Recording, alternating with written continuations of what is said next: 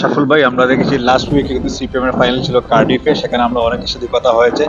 আপনার অবশ্যই মনে থাকার কথা, এবং এটা নিঃসন্দেহে আপনার কাছে একটা সোনালী দিন ছিল 2005 সালে আপনি কার্ডিফে সেঞ্চুরি হাঁকিয়েছিলেন বাংলাদেশের হয়ে অস্ট্রেলিয়ার বিপক্ষে।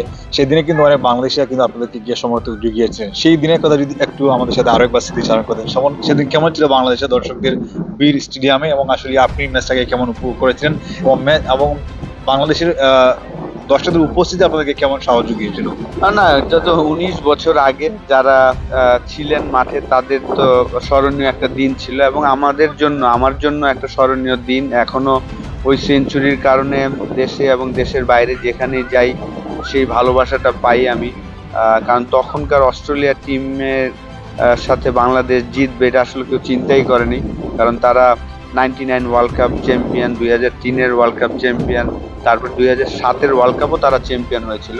তো 99 থেকে শুরু করে 2005 পর্যন্ত, ওই ম্যাচের আগ পর্যন্ত কিন্তু অস্ট্রেলিয়াকে ওরা কিন্তু ওইসব ক্লোজ ম্যাচ হারতো না। তো আমাদের সাথে ওই ম্যাচ হারার পরে কিন্তু তারা অ্যাশেজ হেরেছিল। তো সেই কারণে কিন্তু বাংলাদেশকে আলাদাভাবেই চিনেছেন আমি মনে করি, এবং সেই ম্যাচে আমি বাংলাদেশের হয়ে সেকেন্ড পার্সন যে সেঞ্চুরি করেছিলাম, অন্যরকম অনুভূতি। কারণ দর্শকরা আমাদের প্রচুর সাপোর্ট করেছেন ওই সময়টা। এবং আমি খেলা শুরুর আগে অতটা কনফিডেন্ট ছিলাম না, কারণ আমি অতটা ভালো ক্রিকেট খেলি নাই টেস্ট সিরিজটাতে।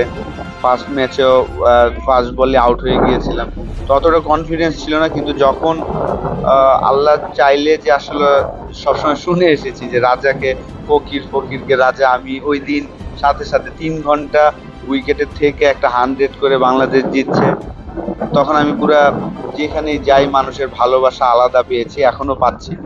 তো এই জিনিসগুলো আল্লাহ আমার মাধ্যমে হয়েছে, আমি নিজেকে ভাগ্যবান মনে করি। আহ, তো অন্যরকম অনুভূতি ছিল ওই সময়। বাংলাদেশি যারা ছিলেন ইংল্যান্ডে, তাদেরও কিন্তু গর্বে বুক ভরে গিয়েছিল যে বাংলাদেশ অস্ট্রেলিয়াকে হারিয়েছেন।